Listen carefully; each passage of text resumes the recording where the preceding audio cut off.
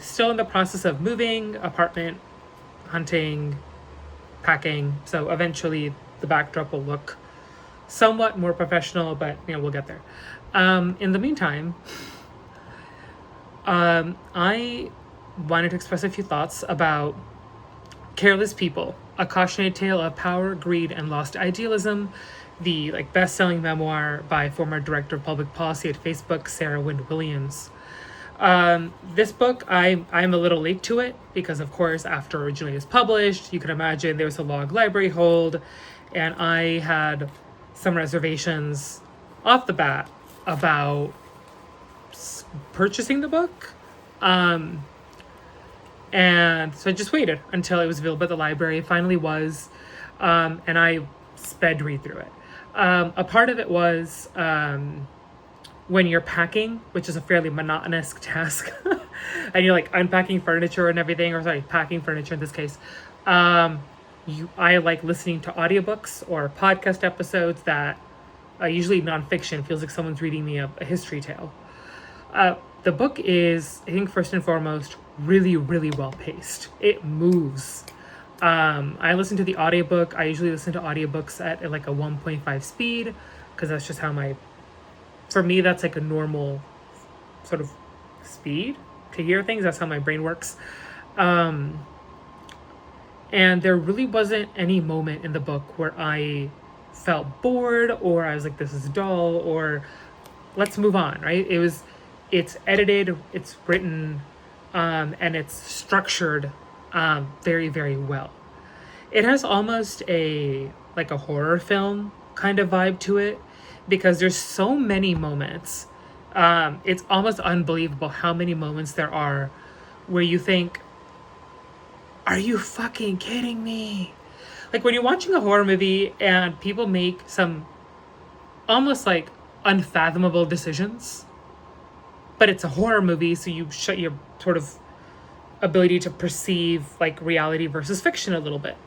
But this being a memoir is just so bonkers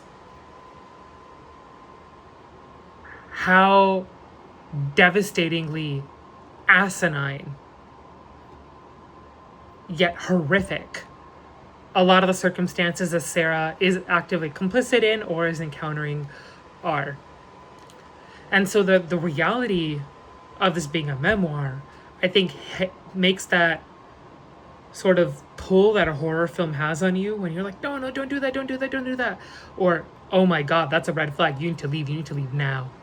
It keeps that pull on you because the veneer of reality is not a veneer at all, right? It is what it is.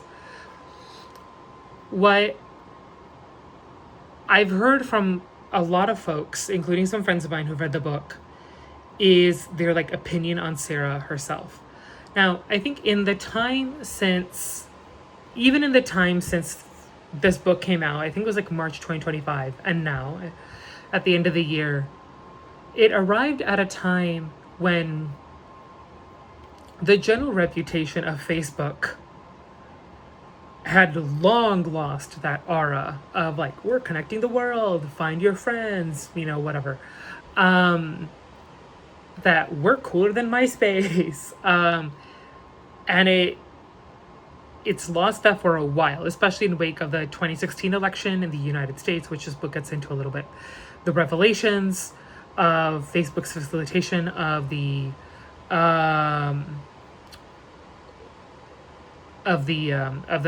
genocide against the Rohingya Muslims in Myanmar or Burma.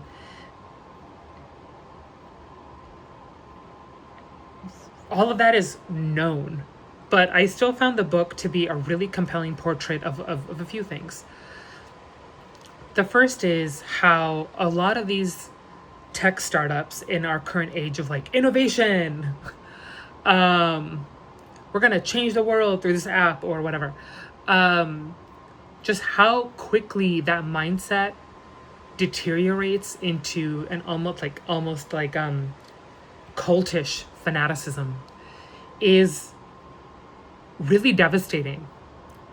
Because you can, even though, it's hard for me to fully give a pass to the people who were like involved in Facebook, who worked at Facebook, because my relationship with it was never like, oh my god, this is the best thing ever.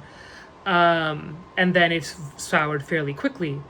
But I can imagine being in something that's like, we're gonna connect people. This will make it easier for people to, like, I don't know, after natural disasters, stay in touch with family or friends, especially if like traditional like networks or like cell networks or whatever are down. All of that aside, how cultish these environments become when everything is sort of reframed as mission oriented, right? Not, we have a lot of nonprofits that do this. We have a lot of companies that do this where like, this is our mission statement, really believe in this one thing. And then everybody's personality and lives and worldview becomes like warped by this idea of like, this is the one thing that we're pushing forward on. And no matter how many cracks you see through the seams, the small fissures to like, this is a literal valley that you encounter, getting yourself out of that cult is very, very difficult. I have a lot of sympathy towards Sarah in regarding those moments where she has a lot of medical issues. She has some fairly traumatizing. She has at least one like fairly traumatizing birth story, and there's several moments in the book where she maintains her job at Facebook, even though the larger part of her brain is being like, you need to leave, because she needs health insurance or her husband needs help with this like immigration visa and stuff like that. A lot of those practical things that in a country like the United States, where a lot of your ability to like live is tied to your employment. As someone who's had, well, doesn't just have, but like has medical debt, and has been in situations where I'm like, I can't get myself out of this right now because I need health insurance. I understand that part. I really sympathize with her. And again, like the cult elements. But what I find the most,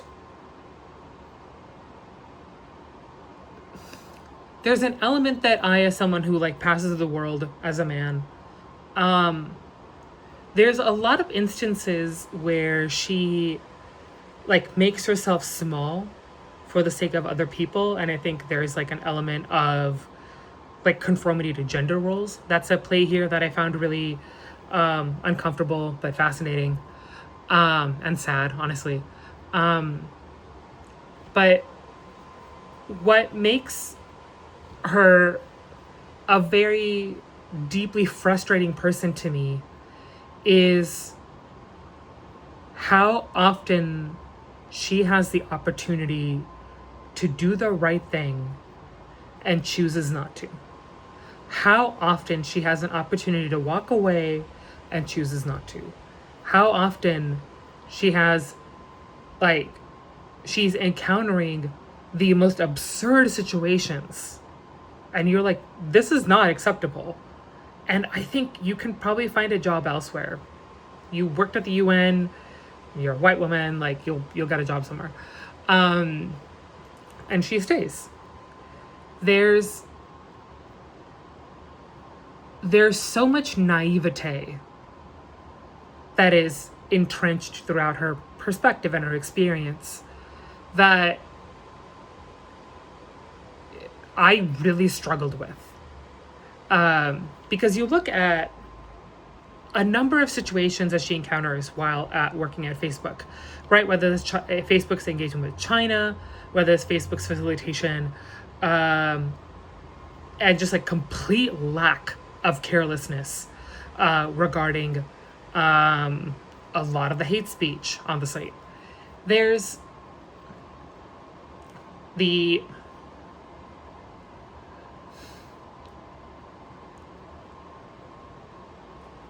it was very difficult for me as a reader. I think this is mark of a good book. In this case, where I really, really struggled with being able to separate out I can look back on all these things with the 2020 hindsight glasses, but also trying so hard not to think, that's obviously not how this works. How do you not understand that? How's your worldview allowing you to think? How are you allowing yourself to think that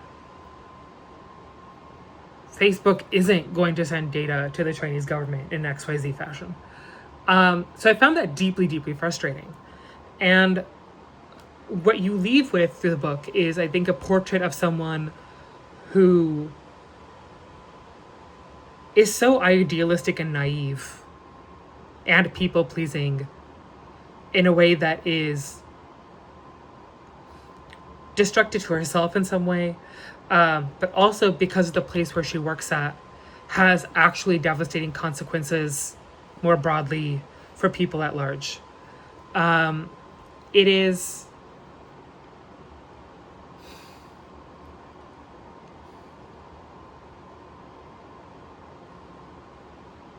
there were countless instances almost of where, if I was having this conversation with a real person, of she was explaining all this stuff that to me, I would have to just sit back, take a deep breath, and say, are you fucking kidding me? How did you not notice this? How did you not think about this? How did X, Y, and Z not cross your mind? What are you on something? I don't understand this.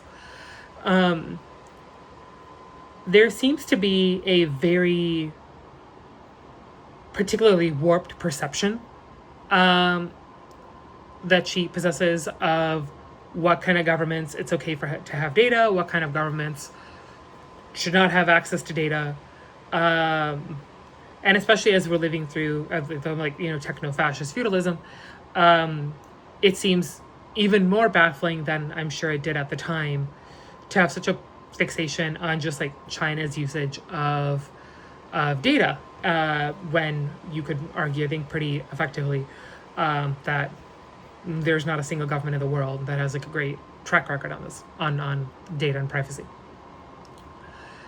The most devastating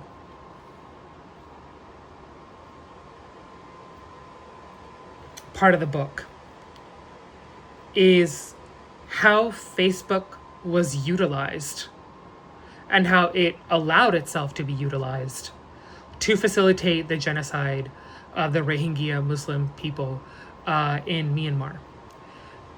The details of how that unfolds, which you get towards the end of the book, are worth the book alone. It is so bafflingly catastrophic. And you walk away after closing this book, not just with a portrait of a really complicated person who I might have deeply mixed feelings about, but a company that should not exist in the form that it does. And what I can do in my own little small personal way of not using it in the way that I have. And I use Instagram a lot. I don't really use Facebook that much. I don't know who does at this point. But it's still, again, so wildly, deeply, bafflingly devastating. I just don't. The scale of devastation that was caused in Myanmar, and to have a number of people actively in Facebook management be described in this book as not giving a singular fuck, was wild. So I as a book, I would rate this fairly highly. I highly recommend it. It's a nightmare. It's a nightmare book full of nightmares. And I think it does, at the very least, propel forward a lot of conversation about how to separate this nightmare out from our lives. So, Careless People, recommend.